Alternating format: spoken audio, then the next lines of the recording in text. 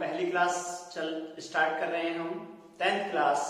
ठीक है, English medium और हिंदी मीडियम दोनों बच्चों के लिए है, क्योंकि अभी बहुत ज्यादा कंप्लेंट आ रही थी बच्चों की घर पे बैठे हुए कि सर क्लास लाइव करिए, क्लास लाइव करिए। तो अभी लाइव तो हम आने ही रहे हैं, आपके लिए वीडियो बना रहे हैं। अभी लाइव जैसे ही आएंगे तो आपको बता दिया जाएगा, मैसेज करा जाएगा, या मैं यूट्यूब पे आपको बता दूंगा। मेरे जितने भी अध्ययन क्लासेस के बच्चे हैं उनको मैं बताना चाहता हूं कि आप लोग घर पे बैठे हुए हैं तो बैठे ना, प्लीज अपनी पढ़ाई स्टार्ट कर दें। जो बच्चे 10th में आए हैं वो 10th की पढ़ाई स्टार्ट कर दें, जो 11th में आए हैं वो 11th की करते हैं, जो भी प्रमोट हुए हैं बच्चे वो अपनी अपनी स्टडी स्टार्ट कर दें। तो समय ना लेते हुए हम आपका चैप्टर स्टार्ट करते हैं, रियल नंबर, वास्तविक संख्याएं। ठीक है, तो जैसा कि मैंने यहाँ पे चार्ट बना रखा है, वास्तविक संख्याएं, रियल नंबर। देखिए रियल नंबर जो दो भाग में बढ़ता है, एक आपका रेशियल नंबर होता है, एक आपका इरेशियल नंबर होता है। रेशियल नंबर को हम 2 पार्ट्स में बांटते हैं, फ्रैक्शंस एंड इंटीजर्स। ठीक है, फिर इंटीजर्स को हम नेगेटिव और होल नंबर्स में बांटते हैं, और होल नंबर्स को हम जीरो और नेचुरल नंबर से डिनोटेट करते हैं। जैसा कि आप ये पिक्चर देख रहे हैं, इसी प्रकार से आप अपनी कॉपी में इसको नोट डाउन करें, अपने नोट्स तैयार करें, और उसी प्रकार से मैं आपको बताना चाहूंगा। सबसे पहले जब हम स्टार्ट करते हैं, आपने पढ़ा होगा या मैंने भी कई बार आपको पढ़ाया है, तो ज्यादातर हम डायरेक्टली प्राकृतिक संख्या एक लेते हैं और स्टार्टिंग से बताते हैं। ठीक है प्यारे बच्चों, थोड़ा सा फैक्टराइजेशन करना सीखिए, अपना लॉजिक बढ़ाइए, अपने आप लॉजिक लेके आइए। थोड़ा सा लॉजिक से क्या होता है कि आपको स्टडी और फॉर्मूला, मैथ और साइंस जो भी है, एसएसटी भी है या इंग्लिश भी है, लॉजिकली यदि आप स्टडी करते हैं, पिक्चराइजेशन करके करते हैं, तो आपको बहुत इजी लर्न होता है। लर्न करने के लिए आपको क्या करना चाहिए वो मैं आपको जब नेक्स्ट वीडियो लेके आऊंगा उसमें समझाऊंगा, कैसे करते हैं, कब करते हैं, कितनी जल्दी याद होता है, वो बाद में बात करेंगे उसके बारे में। फिलहाल हम यहाँ पे आपको मेथड बताते हैं। तो स्टार्टिंग हम कहां से करेंगे? स्टार्टिंग हमारा होगा प्राकृतिक संख्याएं। प्राकृतिक संख्याएं क्या होती है? ठीक है, देखिए प्राकृतिक संख्याएं, नेचुरल नंबर। नेचुरल नंबर हमारे क्या होते हैं? नेचुरल नंबर हमारे होते हैं जिन संख्याओं को आप काउंट कर सकते हैं, जिन संख्याओं को आप काउंट कर सकते हैं, जिन संख्याओं को आप काउंट कर सकते हैं उन्हें हम नेचुरल नंबर कहते हैं। उन्हें क्या कहते हैं? हम नेचुरल नंबर कहते हैं। जैसे कि आपने देखा होगा कि 1 2 3 4 5 6, 1 2 3 4 5 6 7 8 9 10 11 12 dot dot dot dot etcetera, इस प्रकार से जब चलते रहते हैं 1 2 3 डॉट डॉट डॉट एन। ठीक है, इसे कैपिटल एन से डिनोटेड किया जाता है। नंबर ऑफ टर्म्स एन तक जाएंगे, इंफिनिटी तक जाएंगे। देखो प्राकृतिक संख्या है, नेचुरल नंबर। नेचुरल नंबर किन्हें कहते हैं? जिन संख्याओं को हम गिन सकते हैं, जिन संख्याओं को हम गिन सकते हैं। और नेचुरल नंबर जो होता है हमारा एन से डिनोटेड करते हैं, इनको 1 से लेके इंफिनिटी तक लेके जाएंगे, 1 से लेके इंफिनिटी तक लेके जाएंगे। ठीक है, और मेरे प्यारे बच्चों, हमने बोला आपको प्राकृतिक संख्या है, तो प्राकृतिक संख्या होती क्या है ये मैंने आपको जस्ट अभी बताया कि 1 से लेके इंफिनिटी तक जब आप काउंट करते हैं 1 2 3 4 5 6 7 8 9 10 एक्सेट्रा, जब आप करते हैं तो वो हमारे नेचुरल नंबर होते हैं, हमारे प्राकृतिक संख्याएं होती हैं। अब मैंने क्वेश्चन करा अपनी क्लास में कि मेरे प्यारे बच्चों आप बताइए सबसे बड़ी प्राकृतिक संख्या क्या होती है? सबसे बड़ी प्राकृतिक संख्या क्या होती है? एक बच्चे ने बोला सर 99 होती है, अगले बच्चे ने बोला सर नहीं 9999 होती है। बस उनको इतनी ही नॉलेज थी, ठीक है बैठ जाओ। अब ये संख्या जो बोला है उसने गलत है, मगर उसको नॉलेज सिर्फ कितनी थी कि 99 होता है या 4 टाइम 9 होता है, ये सबसे बड़ी संख्या होती है। ठीक है, नहीं, मैंने कहा कि आपको प्राकृतिक संख्या क्या होती है, तो सबसे बड़ी प्राकृतिक संख्या मेरे बच्चे कोई भी नहीं होती है। सबसे बड़ी प्राकृतिक संख्या कोई भी नहीं होती है। क्यों सर? क्योंकि इसको 1 1 करो तो ये डिजिट यहाँ पर चेंज हो जाएगी, डिजिट क्या हो जाएगी आपकी? चेंज हो जाएगी। इसी प्रकार जब यहाँ पे ऐड करोगे तो ये भी डिजिट आपकी चेंज हो जाएगी, राइट? तो अब कहेंगे सर ये क्या सबसे बड़ी प्राकृतिक संख्या है? नहीं प्यारे बच्चों, आप फिर से इसमें जब 1 ऐड करोगे तो ये डिजिट अगेन चेंज हो जाएगी। तो फिर क्या यह सवाल गलत है? हाँ बेटा, कोई भी अगर हम कहेंगे कि सबसे बड़ी प्राकृतिक संख्या क्या है, तो सबसे बड़ी प्राकृतिक संख्या नहीं है, ऐसा क्वेश्चन नहीं आएगा। हाँ, मगर एक क्वेश्चन डेफिनेटली आता है, वह कंपटीशन के क्वेश्चन में भी आता है और आपके पॉलिटेक्निक के जो एग्जाम देते हैं, आप कॉम्पिटिटिव एग्जाम देते हैं, उसमें भी आता है। वो क्वेश्चन कौन सा है सर? वो क्वेश्चन है प्यारे बच्चों कि सबसे छोटी प्राकृतिक संख्या, सबसे छोटी प्राकृतिक संख्या कौन सी है? कौन सी है? Which is the smallest natural number? Which is the smallest natural number? तो मेरे प्यारे बच्चों उसका आंसर है 1। उसका आंसर कौन सा है? 1, क्योंकि आपने कहां से स्टार्ट करा था? 1 से स्टार्ट करा था, और 1 से स्टार्ट करने के बाद आप आगे तक चले गए। क्या आप समझ पा रहे हो? ठीक है सर, इधर साइड में आपने 0 लिखा है। हाँ बेटा 0 लिखा है, मगर उससे पहले देखिए आपने पूर्ण संख्याएं लिखी है। क्या लिखी है? पूर्ण संख्याएं। अच्छा, पूर्ण संख्याओं को हम जो बोलेंगे, हम बोलेंगे जो प्राकृतिक संख्याओं का जो समूह है, प्राकृतिक संख्याओं को समूह में 0 को ऐड कर दो। किसको ऐड कर दो? 0 को ऐड कर दो और चलते रहो इन्फिनिटी तक। ठीक है, ये भी आप आगे तक चलते रहेंगे, इनका नंबर चलता रहेगा, या हम इसमें n भी लगा देते हैं, स्मॉल n, इस नंबर ऑफ टर्म्स जो होते हैं, तो चलता रहेगा, यहाँ पे इन्फिनिटी तक जाएंगे हम। तो ये होल नंबर जो होते हैं W से डिनोटेट करते हैं, मगर होल नंबर होते क्या है प्यारे बच्चों? 0 को प्राकृतिक संख्याओं के साथ ऐड करने से हमारा होल नंबर बन जाता है। क्या बन जाता है? होल नंबर बन जाता है। तो होल नंबर हमारा क्या है बेटा? 0 1 2 3 dot dot dot dot dot infinity तक। ठीक है, ये हमारे क्या होते हैं? पूर्ण संख्याएं होती हैं। ठीक है, अब इससे ऊपर चलते हैं, हम पढ़ते हैं पूर्णांक। क्या पढ़ते हैं? पूर्णांक। पूर्णांक हमारा क्या है बेटा? पूर्णांक हमारे इंटीजर्स होते हैं। अब इंटीजर्स जब नीचे आए तो इंटीजर्स में हमने क्या लिखा यहाँ पे? नेगेटिव, बट यहाँ पे क्या लिख दिया हमने? यहाँ पे हमने लिखा यहाँ पे होल नंबर्स। अब ये होल नंबर्स यहाँ पे क्यों लिखा? सर जब नेगेटिव है तो पॉजिटिव भी होना चाहिए था। मेरे प्यारे बच्चों, आपको पता है कि आप पॉजिटिव तो हैं। सबसे पहले यहाँ पे एक और मैं एग्जांपल दूंगा। सबसे पहले तो आप नेगेटिव हैं, फिर पॉजिटिव हैं। मैंने कहा ये करना है, सर ये नहीं करा तो? अरे जब हम कह रहे हैं ये करना है तो ये नहीं क्यों? तो सबसे पहले तो आप नेगेटिव जाते हैं, इसलिए मैंने यहाँ पे इशारा दिया आपको कि नेगेटिव, राइट? तो नेगेटिव इंटीजर्स हैं हमारे। तो प्यारे बच्चों यहाँ पे क्या करेंगे आप?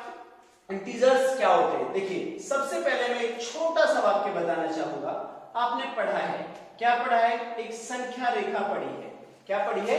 संख्या रेखा। संख्या रेखा पर यहाँ पर 0, ठीक है, बीच में 0 लिखा और आगे की तरफ चल दिया। ठीक है, आगे की तरफ +1।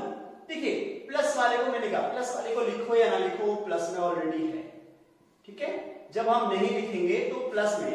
अब दूसरी तरफ जो चल रहे हैं हम, दूसरी तरफ हम देखेंगे कि दूसरी तरफ हम माइनस में, -1, -2 और -3 और -4। ठीक है, तो हमारे पास में क्या आ जाएगा यहाँ पे?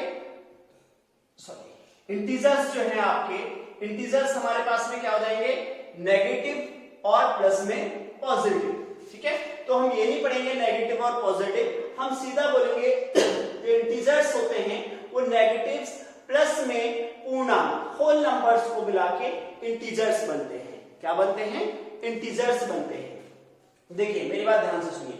अब यहाँ पे एक क्वेश्चन आता है। क्वेश्चन कहाँ पे आता है? एग्जाम में आता है, कंपटीशन में ज्यादातर पूछा जाता है, क्या 0 एक इंटीजर है? क्या 0 एक इंटीजर है? ठीक है, तो यहाँ पे ध्यान देखिए, इसमें क्या दिखाया है आपको? 0 के लिए पूछा गया है कि 0 एक इंटीजर है। तो आप यहाँ पे ध्यान से देखेंगे कि यदि आप नेगेटिव लिखते हैं, देखिए मेरी बात ध्यान से, नेगेटिव इंटीजर्स लिखते हैं, नेगेटिव इंटीजर्स लिखते हैं, तो कैसे लिखेंगे वहां पे? देखिए 3 2 1 एंड 0। ठीक है।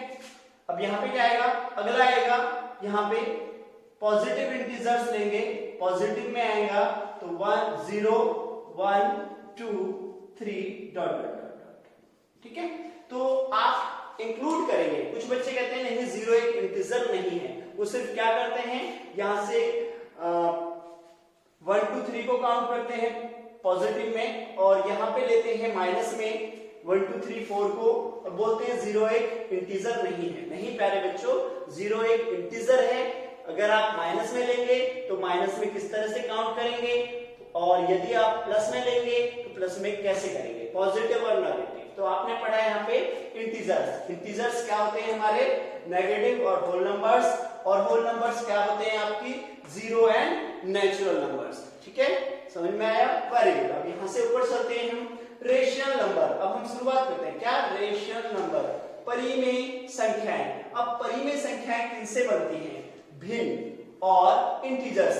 तो यहाँ पे सर आपने भिन्न क्यों लिखा, प्यारे बच्चों जिन संख्याओं को a/b के रूप में लिखा जाता है, हर व अंश के रूप में, अंश व हर के रूप में लिखा जाता है, ठीक है, डिनोमिनेटर और न्यूमरेटर के रूप में लिखा जाता है, a/b के रूप में लिखा जाता है, उन्हें क्या बोलते हैं, हम भिन्न बोलते हैं। एक और छोटा सा एग्जांपल देखिए, यहाँ पे आपने एक चपाती ली, एक रोटी ली, और रोटी में से यहां से एक रोटी थी, पहले कितनी रोटी थी, एक रोटी थी।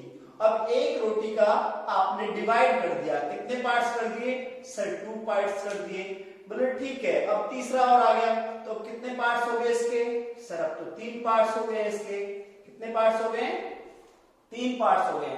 अब कितने पार्ट्स हो गए, अगेन इसके फिर हो जाते हैं, कितने पार्ट्स हो जाते हैं, 4 पार्ट हो जाते हैं। तो हमने किस में इसको डिवाइड कर दिया, फ्रैक्शन में डिवाइड कर दिया, भिन्न में डिवाइड कर दिया। तो हमारे पास में क्या है, भिन्न क्या होती है, जिनको हम a/b के रूप में लिखते हैं, जिनको हम a/b के रूप में लिखते हैं वो है हमारे फ्रैक्शंस होते हैं, ठीक है प्यारे बच्चों, आपको समझ में आया, वेरी गुड। रेशनल नंबर, परिमेय संख्याएं। अब देखिए परिमेय संख्याएं क्या होती हैं, इसकी डेफिनेशन क्या होती है मेरे प्यारे बच्चों।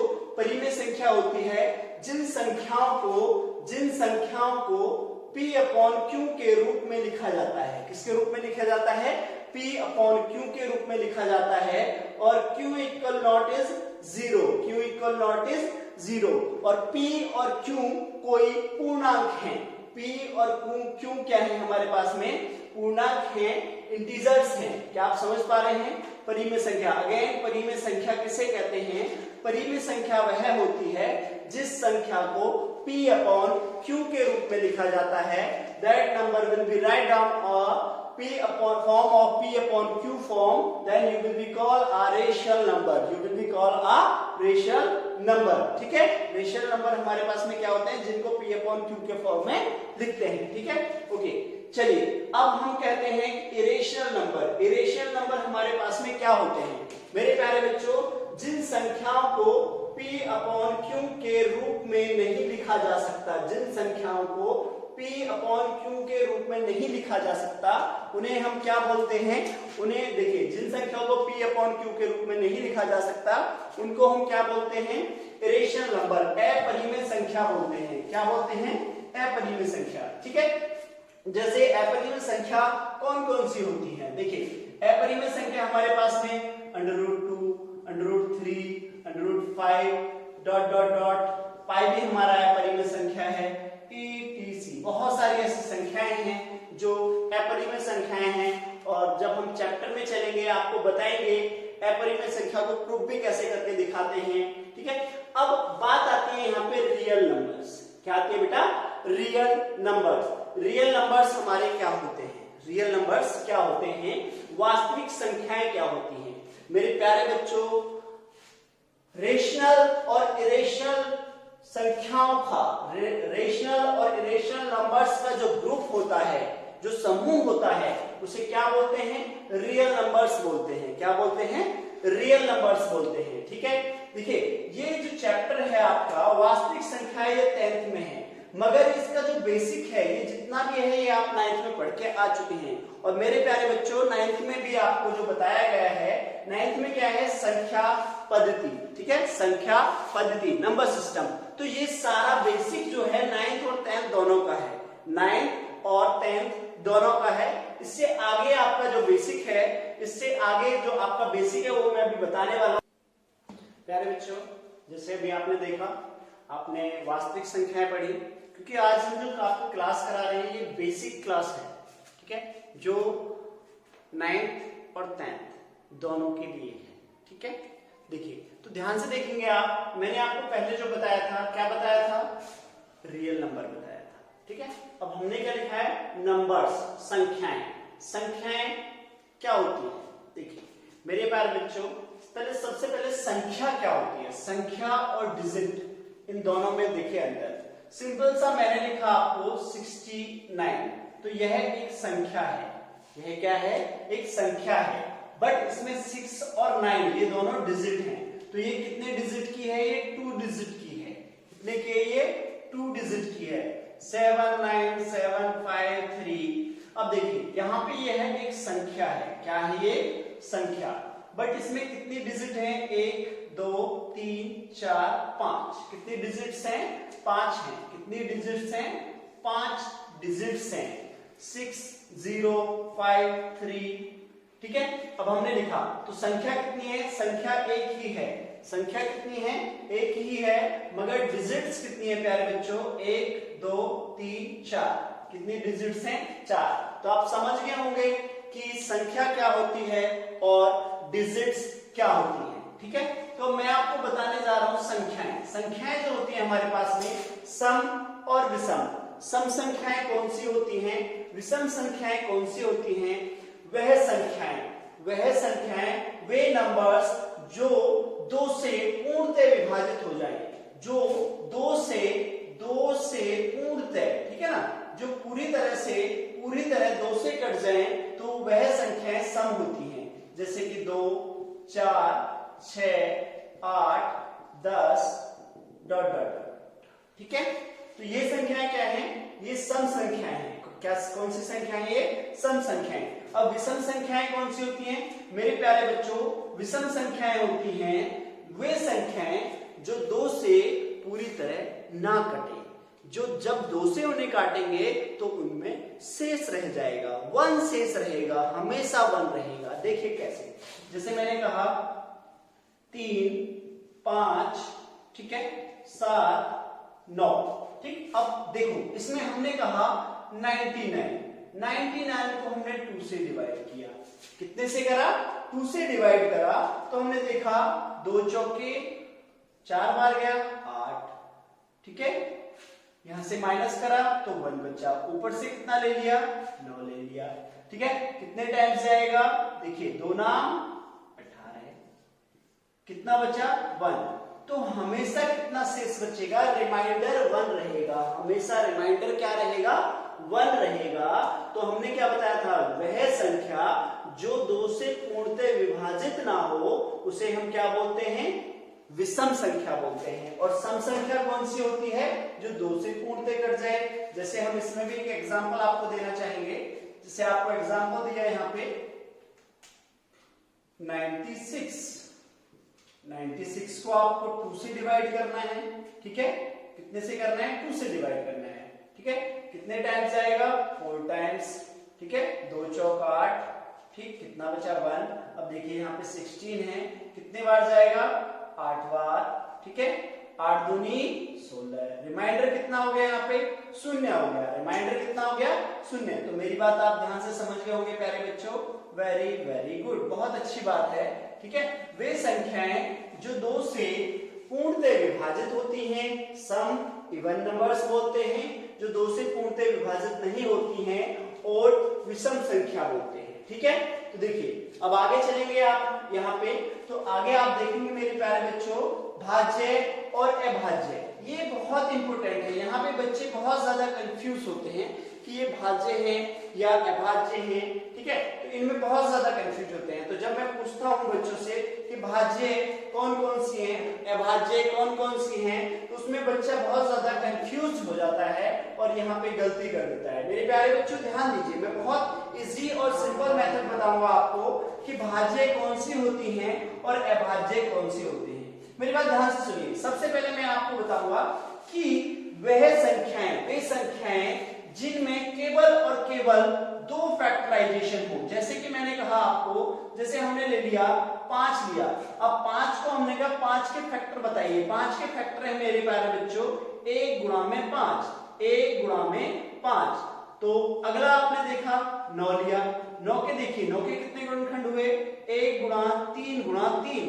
तो आप देखेंगे इसमें कितने फैक्टर हुए 2 से अधिक हुए हैं, 2 से अधिक हुए हैं। तो यह आपका अभाज्य नहीं है, यह आपका अभाज्य नहीं है।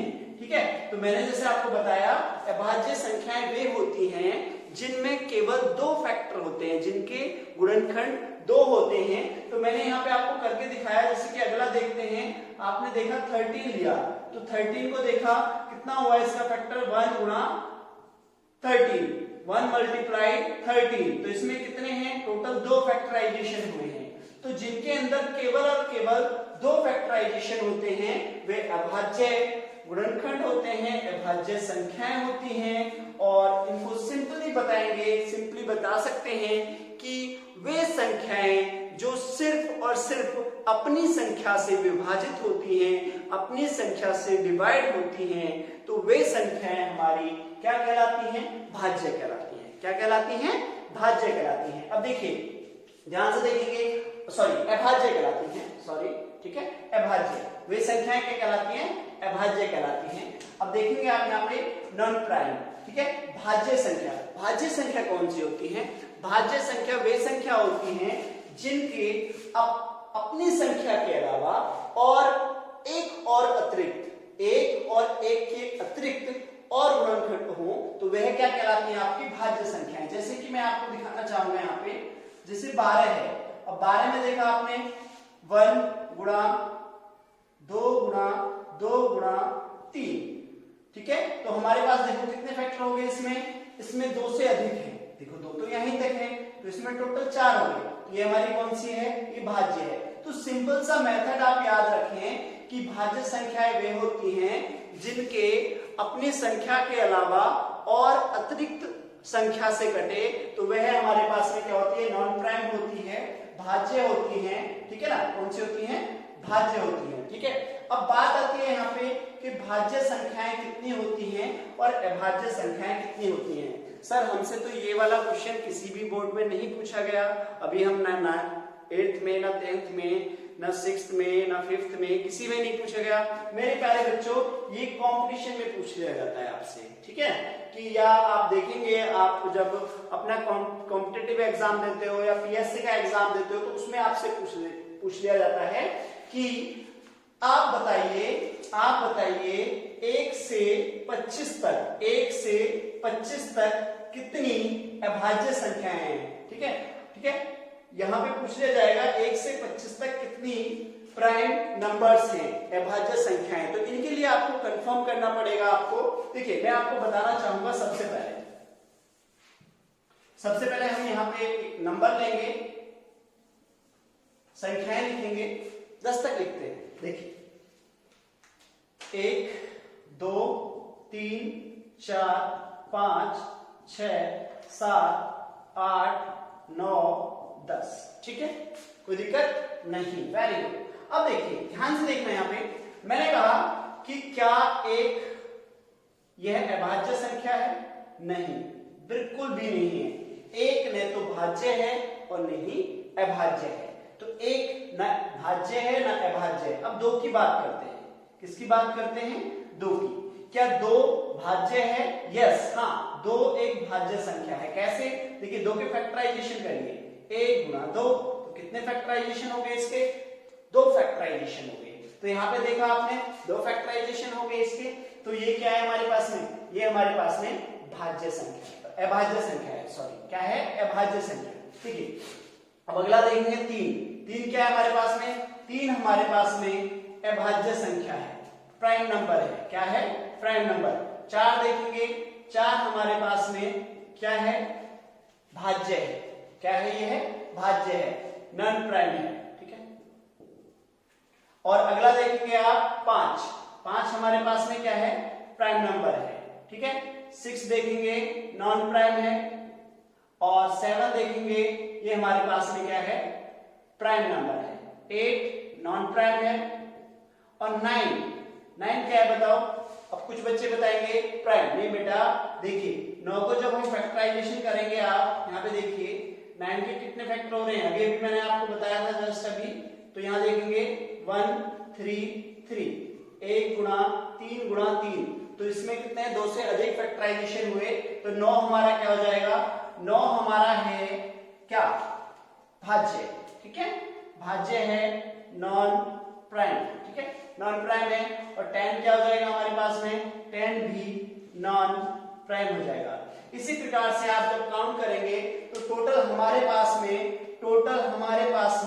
25 भाज्य संख्याएं होती हैं, और 74 हमारे पास में नॉन प्राइम होती हैं, और 25 प्राइम होती हैं। भाज्य हमारे पास में 25 होती हैं, अभाज्य हमारे पास में 25 होती हैं, और भाज्य हमारे पास में 74 होते हैं, ठीक है।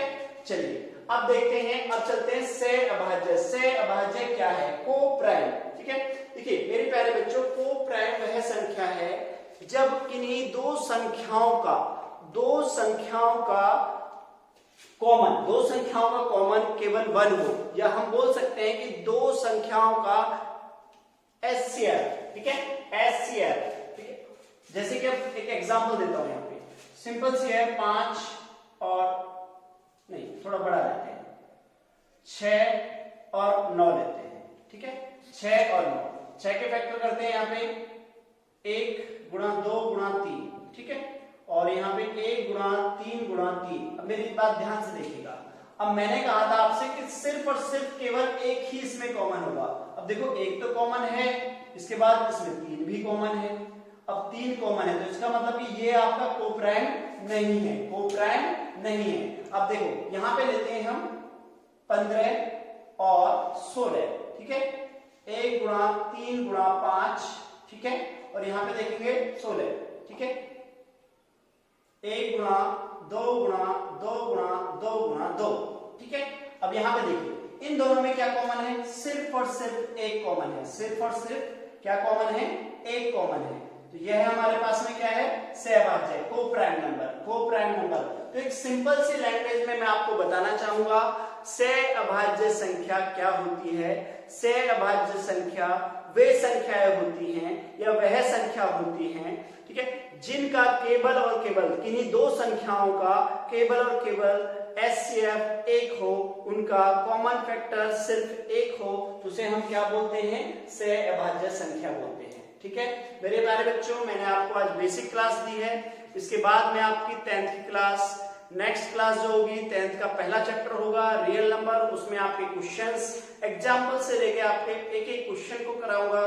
कृपया करके आप कंटिन्यू क्लास देखते रहें, प्रत्येक वीडियो को ध्यान से देखें। कोई गलती है या कोई आपको समझ में नहीं आता है, प्लीज आप कमेंट बॉक्स में मुझे बताएं कि आपको क्या चीज समझ में नहीं आ रही है। तो बहुत विशेष तरीके से आपको समझा रहा हूं और आगे भी आपको समझाता रहूंगा, तो कृपया ध्यान से देखें, प्रत्येक वीडियो को लाइक करें, अपने जो कलीग्स हैं, अपने जो जिन स्टूडेंट्स को, मेरे जो स्टूडेंट्स घर पे हैं उनको नहीं पता है उनको बताएं और वो चैनल को सब्सक्राइब करें।